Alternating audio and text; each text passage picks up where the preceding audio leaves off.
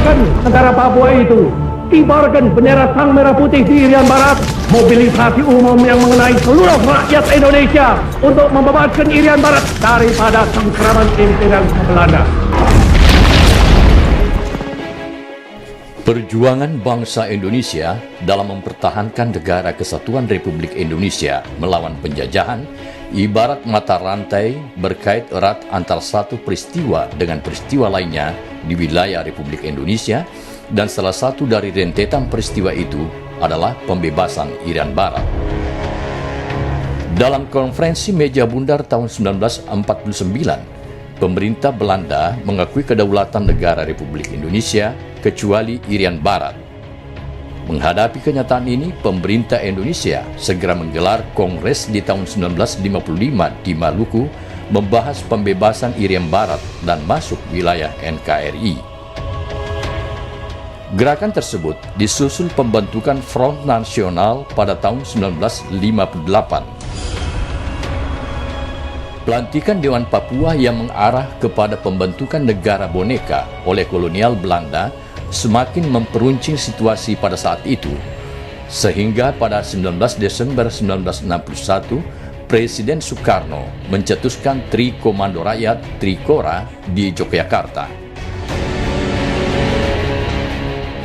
Sebagai realisasi Trikora itulah, akhirnya diadakan mobilisasi umum dalam wujud pembentukan sukarelawan, dan sebagai tindak lanjutnya, pada 31 Desember 1961 di Bogor, dibentuk Dewan Pertahanan Nasional berdasarkan Kongres nomor 1 tahun 1962, tanggal 2 Januari 1962, maka terbentuklah Komando Pembebasan Irian Barat yang dikenal dengan nama Komando Mandala.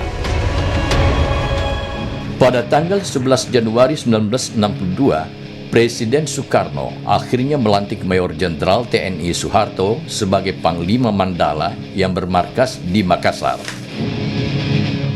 Mayor Jenderal TNI Soeharto dengan segala kemampuan, tenaga dan pikiran segera menganalisis, merumuskan serta menyusun persiapan operasi militer. Walaupun dengan risiko kehilangan nyawa, para ksatria bangsa bertempur habis-habisan seperti di Laut Arafura yang mengakibatkan tenggelamnya KRI Macan Tutul dan gugurnya Komodor Laut Yosudarso beserta anak buahnya sebagai pahlawan kesuma bangsa. Dengan semangat cinta tanah air, pasukan detasmen khusus setingkat Kompi 2 Batalion 30 Brawijaya melakukan infiltrasi pasukan lewat udara dengan sandi operasi Naga yang dipimpin Kapten LB Murdani tepat pukul 2 dini hari di hutan belantara Irian Barat. Operasi yang berlangsung terus-menerus hingga sampai pada operasi Serigala.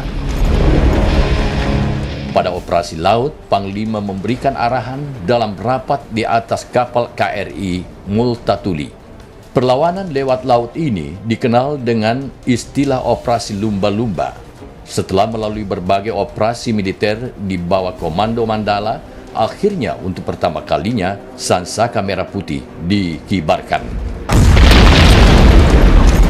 Pada 1 Oktober 1962, Irian Barat diserahkan kepada PBB atau UNTEA sebagai penguasa sementara, dan barulah 31 Desember 1962 Sansaka Merah Putih secara resmi berkibar di Irian Barat menggantikan bendera PBB.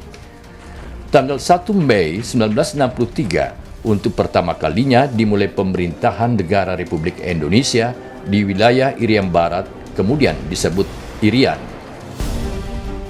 Untuk menghadirkan nilai luhur dan semangat perjuangan Mandala ini bagi generasi pelanjut, maka seluruh mata rantai peristiwa perang pembebasan Irian Barat pada saat itu kini diabadikan dengan peresmian Monumen Mandala yang diresmikan Kepala Negara Republik Indonesia Soeharto pada 19 Desember 1995. Kini Monumen Mandala setinggi 75 meter berdiri kokoh dan megah di tengah kota Makassar ini menjadi salah satu saksi sejarah perjuangan para kusuma bangsa dalam mempersatukan wilayah Nusantara sebagai bagian NKRI dan juga menjadi identitas abadi kota Makassar.